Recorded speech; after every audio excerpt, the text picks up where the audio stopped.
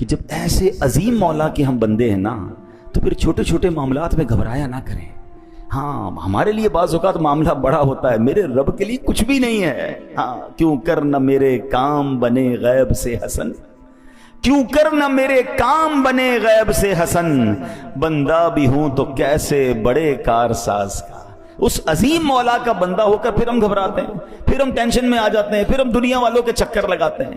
زندگی کا ایک اصول بنا لیں، اپنے کام سپرد کریں اپنے رب کے.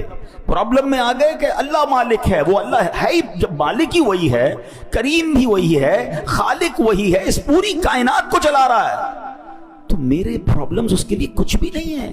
بس پرابلم یہ کہ میرا اس سے کنیکشن لوز ہو جاتا ہے، میرا رابطہ کم ہو جاتا ہے، میرا بھروسہ ہل جاتا ہے، یقین شیک ہو جاتا ہے. اب یقین کریں جس کا رب پر بھروسہ مضبوط ہو جائے نا، اس کے کام کیسے غیب سے بنتے ہیں. کچھ لوگ پریشانی میں ہوں گے، قرضے میں ہوں گے، کسی ڈیفیکلٹی میں ہوں گے، گھبرا جاتے ہیں اور جناب بڑے پریشان ہو جاتے ہیں، ڈپریشن میں چلے جاتے ہیں. اب 2-3 باتیں سنیے گا. جو اللہ پر بھروسہ رکھتے ہیں نا، اللہ سے مدد مانگتے ہیں، دیکھو ان کے کام کیسے بنتے ہیں. خادم رسول حضرت انس بن مالک رضی اللہ تعالیٰ فرماتے ہیں، نبی پاک علیہ الصلوۃ والسلام نے فرمایا ایک صحابی بہت متقی اور پرہیزگار تھے، تجارت کیا کرتے تھے، ایک ملک سے دوسرے ملک مال لے جاتے تھے، دوسرے ملک سے مال لے کر آتے تھے.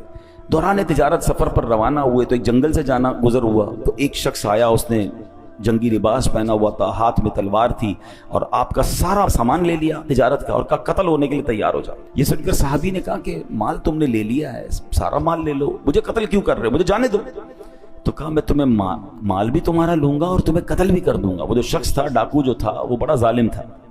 اتنا کہنے کے بعد تو جب ڈاکو آگے بڑھا تو آپ نے کہا ٹھیک ہے اب تم مجھے مارنے کا ارادہ کر ہی چکے ہو، مرنے سے پہلے میں اللہ کی بارگاہ میں سجدہ کرنا چاہتا ہوں، تو 4 رکعت پڑھنے دو. اس نے کہا ٹھیک ہے چلو، قتل تو کرنا ہی ہے، تمہیں مال تو لے چکا ہوں، تمہاری خواہش پوری کرتا ہوں. وضو کیا، 4 رکعت نفل پڑھی اور سجدے کی حالت میں اللہ کی بارگاہ میں دعا کی. ترجمہ دیکھیں کیسا پیارا ہے. اے ودود، اے عرش مجید کے مالک، اے وہ کہ ہمیشہ جو چاہے کرنے والا ہے، تیری عزت جس کی کوئی انتہا نہیں، میں تجھے تیری اسی عزت کا واسطہ دیتا ہوں.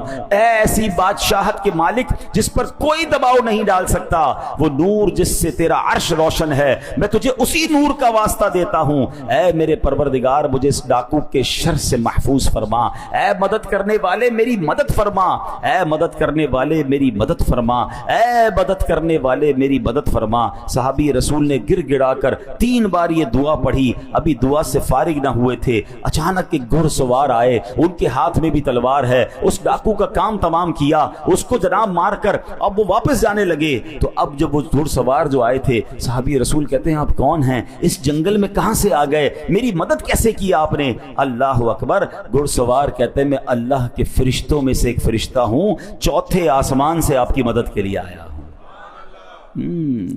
ہمیں لگتا ہے کہ کون مدد کرے گا، میں تو پھنس گیا، مجھے تو گھیر لیا گیا، مجھے تو دبا دیا گیا، دیوار سے لگا دیا گیا ہے، قرضہ میرا بڑھ گیا ہے، سارے لوگ میرے پیچھے پڑ گئے، میں کیسے نکلوں گا؟ ہم کیوں بھول جاتے ہیں؟ کیوں کر نہ میرے کام بنے غیب سے حسن، بندہ بھی ہوں تو کیسے بڑے کارساز کا. پہلے یہ مانو تو صحیح میں اللہ کا بندہ ہوں، یہ ساری دنیا میرے خلاف ہو جائے، اگر رب کی مدد میرے ساتھ ہے تو کوئی کسی کا کچھ بگاڑ نہیں سکتا ہے. وَتُعِزُّ مَن تَشَاءُ وَتُذِلُّ مَن تَشَاءُ. ہمارا پرابلم یہ ہے ہم سب کے پاس جاتے ہیں، ہم رب کے پاس نہیں جاتے. اچھا یہ جو دعا ہے، حضرت انس بن مالک فرماتے ہیں جو شخص وضو کرے 4 رکعت پڑھ کر انہی کلمات کے ذریعے دعا کرے جن کلمات سے اس صحابی نے دعا کی، تو وہ دعا بھی قبول ہو جاتی ہے.